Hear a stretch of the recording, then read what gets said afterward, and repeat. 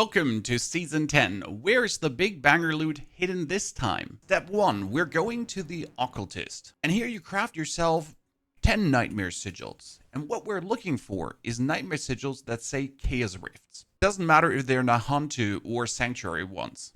Now these Chaotic Nightmare Dungeons are amazing for a couple of reasons. First will be the Chaos Rifts themselves. This one gives us reputation. If we get more reputation, we finish the reputation board, surprise. But they'll also always drop loot. This goes from 1 to 3 pieces, Infernal Compasses, Greater Affix, Uniques, pretty much everything is possible to pop out of there. And, well, they could be mythical Chaotic Rifts too. There's also not only one in a dungeon, there is 10, 20 in a dungeon. Then there are Chaotic Monsters themselves, and these Chaotic Monsters will drop you tons of Infernal Warp. We'll get to why Infernal Warp is so amazing in a bit. Here is 2 more of those rifts now. We're going to open this up. Whoop. Then we're going to go to the side and open that one up as well, because I'm lazy and I don't want to wait. Nuke the guy, don't get hit by the wave, and boom. There is Greater Affixed item. Then we clear out the other rift. That would be another Greater Affixed item. Dankeschön. And next Chaotic Rift with even more reputation. Cool, cool, cool, cool, cool. Make sure to not die by rift, because rifts do a lot of damage, very annoying. And we got crafting materials, Forgotten Souls, very useful as well. On top, the Chaos Rift dungeons can have the normal Horadric gateways, giving you even more loot. And another one for bonus XP. Let's finish this off without dying. Boom, reputation, another Greater Affixed item. So that's from this dungeon alone. 3 Greater Affixed items so far in a matter of, what was that, 2 minutes of blasting through? And boss done. Quite the good haul on items, plus another 2,000 Opticide, including the reputation for the reputation board, so you can finish this very fast. And then, the last thing that is so good is your Infernal Warp. You'll get around 500 to 1,000 Infernal Warp per Nightmare Dungeon, per Chaos Rift Nightmare Dungeon. And with this Infernal Warp at Shein, you can buy yourself Warp Scrolls. Now they cost 250. Let's buy some of them. And each of these scrolls is actually tons of reputation, not 250 or 500 reputation. Look at this, we're at 7,895. Then we're going to take the scroll, 13,000. Bam. That's crazy. So I can actually push all my reputation up with these scrolls if I wish to.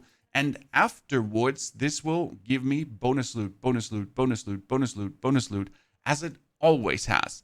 And, well, you can reach the Resplendent Cache faster. On top of these Chaos Rifts Nightmare Dungeons, you have another cool type, and they're called Infernal Warp Reserve. Blasting through these is, again, going to give us Opticide, right? So it's always good to do this. You need Opticide, but you can clap 2 flies with 1 swan. On top of the Opticide, we'll get tons of Infernal Warp. For this, you need to pay attention though, because the Infernal Warp will be in these Horadric chests. Boom, that's 83 Infernal Warp. So as you're blasting through, open your eyes, because it's not gonna, there's a big chest, zip, that's another 80 Infernal Warp. It's missable. So they're good, but they require you to actually pay attention instead of just mindlessly blasting through and looking at your minimap, trying to see where the next rift is going to be. Next up would be our Infernal Hordes, and here I recommend doing mostly the 8-wave Infernal Hordes because you're guaranteed to get 666 ether there. Can you do them in Torment 1 already, or should you wait for Torment 4?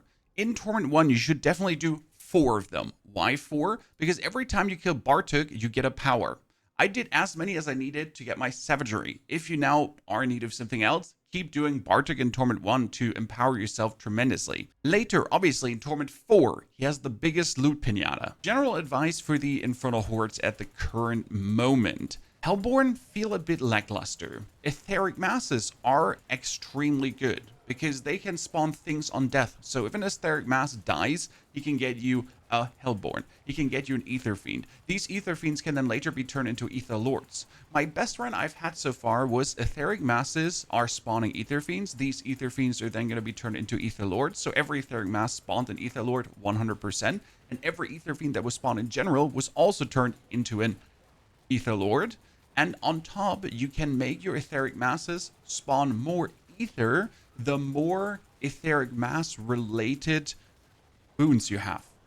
So they ended up spawning like 15 ether per death or something like that. Plus the 20 ether every lord gave me. That was truly crazy. This is my favorite one. 2 masses at the start of the wave. Especially if you then have your etheric masses can poop out bonus stuff. You mostly get 4 ether events at the beginning of a wave. Should you always go into a chaos wave if offered? No, absolutely not. For example, this is the Colossal Fiends. Ether Fiends spawn as Ether Lords and drop 3 times the Ether. If you now get then boost to your Ether Fiends, that's getting 3 times. So this plus 2, if I take it later on, will then be 6 Ether bonus from that Lord. Which means that guy won't be an Ether Fiend now, it's an Ether Lord, and he instantly poops out, what was that, 12 Ether? And more to come down the line. And this is where it gets crazy now. The teaming masses. Masses have a chance to spawn Ether Fiends on death. That means we got 2 masses at the start of the wave. We get Ether Lords instead of Fiends, and it's plus 3 Ether. So I'm going to begin the wave. I start instantly with 2 Etheric masses, and these 2 Etheric masses each have the chance to spawn out a Fiend, which then could be a Lord instead. Boop, there you go. Insane. And if I now get more ether for Fiends, yeah, we're going to be flying. We're going to be bathing in that ether. See, there's another mass into another lord. And masses themselves also give more ether nowadays, so yeah. The only time I would ever start going into Soul Spires is if you get the Hungry Spires, because Hungry Spires actually pull enemies inside of them. That's great. But each enemy pulled inside also has a chance to spawn ether on death. So that's like the only way for my build to actually meaningful do Soul Spires.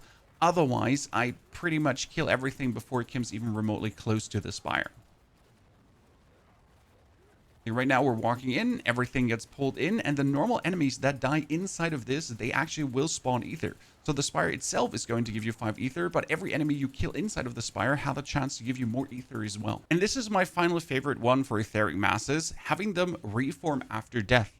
So they now have a chance to spawn something on death, and they have a chance to reform after death to spawn even more things, right? That's triple double super cool. Like, we just have etheric masses poop out whatever, like, right? You could also add another Soul Spire. You could add Hellborn coming out.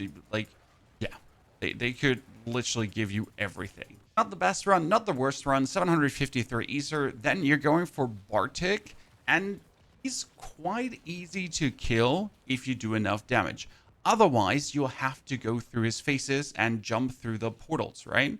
But since we don't want to jump through the portals, we're just going to make sure that we kill Bartik so fast that it doesn't even matter anymore. And that is with our build that doesn't really have all the greater affixed items and runs like not maximum roll things. And yeah, still.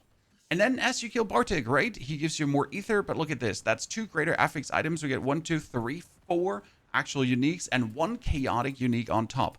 That 1 chaotic unique could be 6, 7 chaotic uniques. I've seen him go complete loot pinata.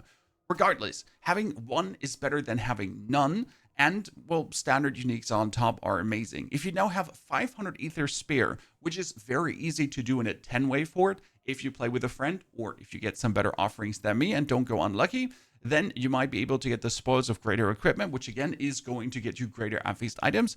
Otherwise, we're getting just our Opticide here.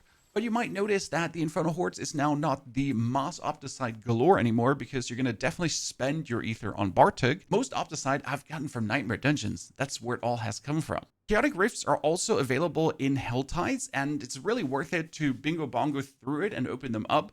There can be that one mythic Chaotic Rift, so always look out for it. Most of my Infernal Compasses I've gotten from those Chaotic Rift Nightmare Dungeons and from Helltides, plus the Tree of Whispers, because the Tree of Whispers still has the offering of dungeon keys.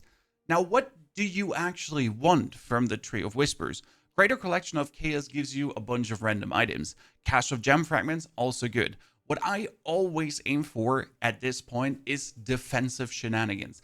Helms, chests, gloves, boots, or pants, because all of those could be chaotic uniques. Unlikely, but possible. Am I actually taking a greater collection of 200 weapons? No, I'm not. I really just focus on the defensive gear to get more of those chaotic uniques, because they can change a build wholesale. Seems weird, it is what it is. apart from if I'm being offered an cash with greater affixes guaranteed. Obviously, I'd be taking that one. Now, we get a greater affixed items, no chaotic unique, sad face, but it could have been possible. Now, post in the comments what's the most unhinged piece of loot that you have gotten this season, and if you found one of those mythical chaotic rifts, I would love to know. Also, if you're looking for this druid build, here's the video. There will be a more fleshed out guide coming soon. Enjoy.